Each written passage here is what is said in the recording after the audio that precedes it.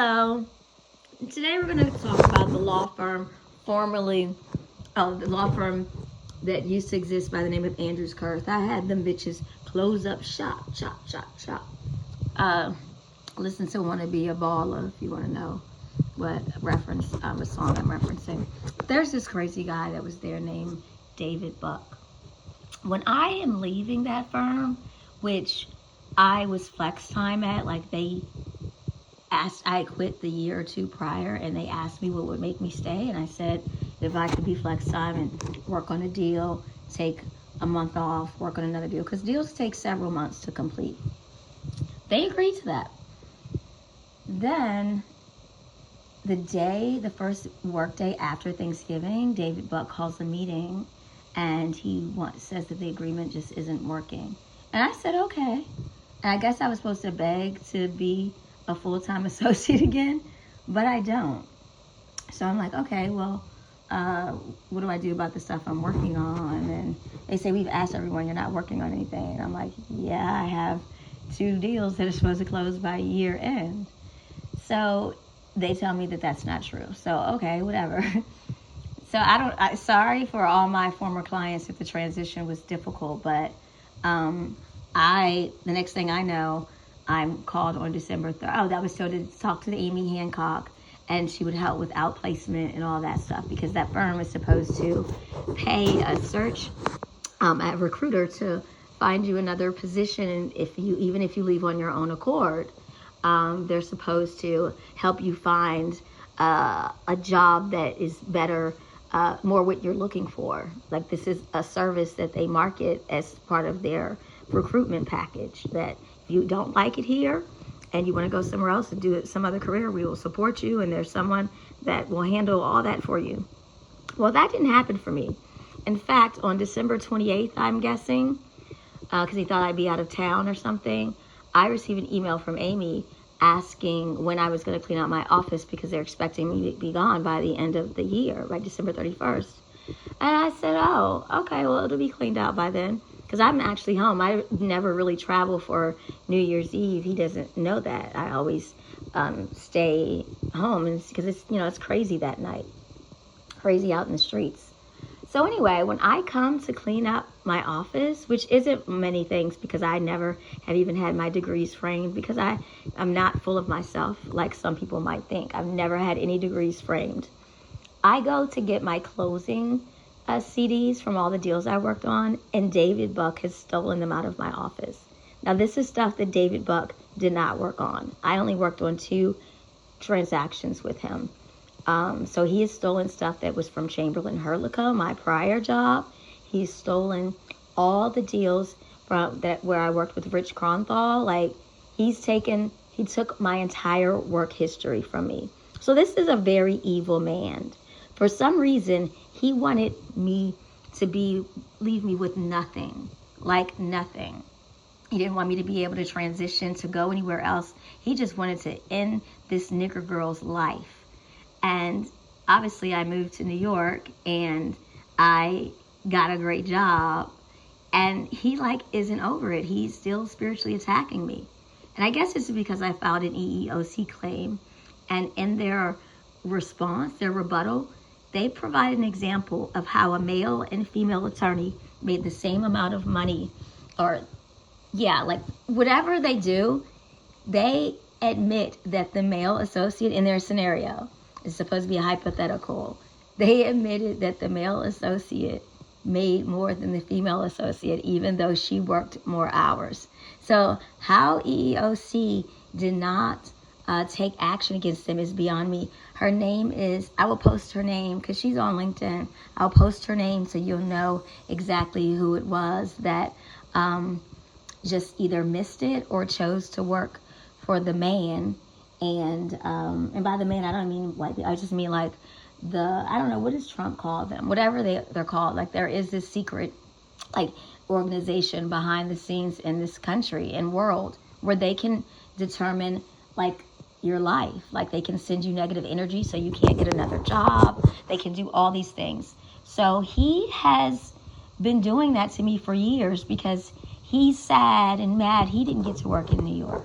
This is supposed to be a Texas man, but or high school or maybe middle, I don't know. He goes to a boarding school in Connecticut. Then he doesn't go back to Texas and go to UT. He goes to somewhere else, and then Vanderbilt. Oh, Princeton for undergrad, and then Vanderbilt. Like, he doesn't go to UT. So he wasn't planning on coming back to Texas.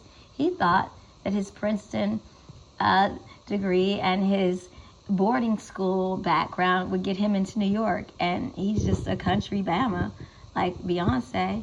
So it didn't work because he's too slow moving and all that. So he's been trying to ruin my life since the year 2012, because under my flex time agreement, it's well known that I have no intention of really coming to the office, because I work with a partner in New York, and I work with no one in the Houston office regularly.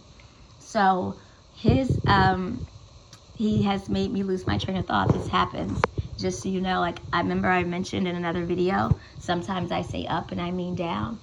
Like, he has just tried to ruin my life. Oh, I remember what I was saying now. It's well established. O'Leary and I, Mike O'Leary, who was the head of the section, him and Bob Jewell have approved my proposal. They asked me to write a proposal. I made clear that I have no intentions of coming to the office. For what? You know, like, I explained that the office setting in Houston gives me anxiety, because there are a lot of people there who were jealous of me and didn't like me. David Buck, I was told, goes to my office every morning to see if I'm there, and if I'm not there, I guess he makes note of it. But anyway, he goes against the plan that the firm has agreed to. And I don't know if he understood that the firm, I had already resigned, and the firm asked me to stay under those terms. He becomes co-section head, and all of a sudden, it's not working anymore. He blames my hours. But my target, not requirement, was 1,250 hours a year. It was a slow year for everyone. So I bet if you were to do the math, the number of hours I worked was the equivalent of what a full-time associate had worked. But he's just a crazy, demonic white man that's mad that he couldn't go to New York, mad that I was even at the firm, considering I was from Thurgood Marshall School of Law. Now, just to give you a quick background, I was not looking to leave Chamberlain Herdlicka. Andrews Kurth called me and asked me if I was open to meeting with them to become a lateral over there. I don't know if David Buck knows that like, you guys had come to me and asked me to leave my cushion job and come work for you.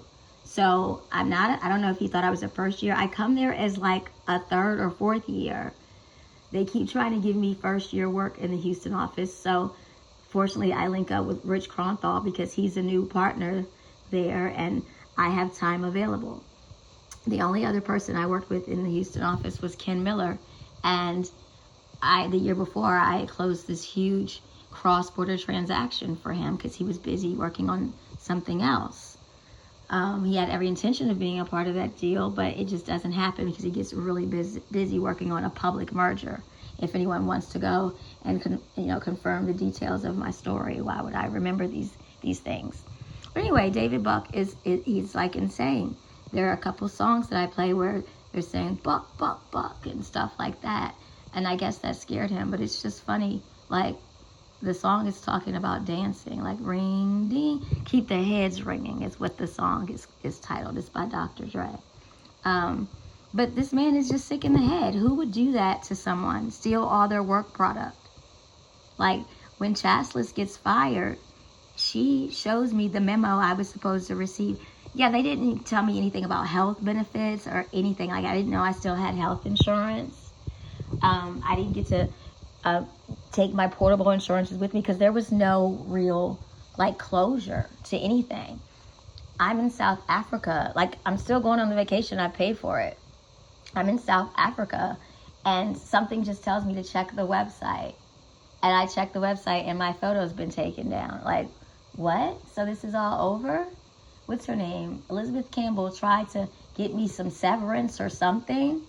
And she's like, I got you a little pocket change. which was $2,000, and they took taxes and everything out of it. So like I get $1,000 and no outplacement assistance. But I had already put in my bar application to be licensed in New York and DC. So I was already planning to leave. Like I was traveling the world and not going to work, because the year prior to that, he called me into the office in January and told me that I should still just come up there to mentor associates. And that's not what our deal was. Like, he was not a part of the deal. It's just a crazy, racist man. Surprise, surprise, I am Native. You really fucked up.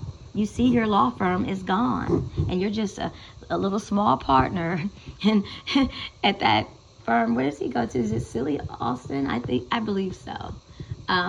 Even George Vahakis has risen before you. He's like head of the section over there, and you're just a nobody. So the joke's on you.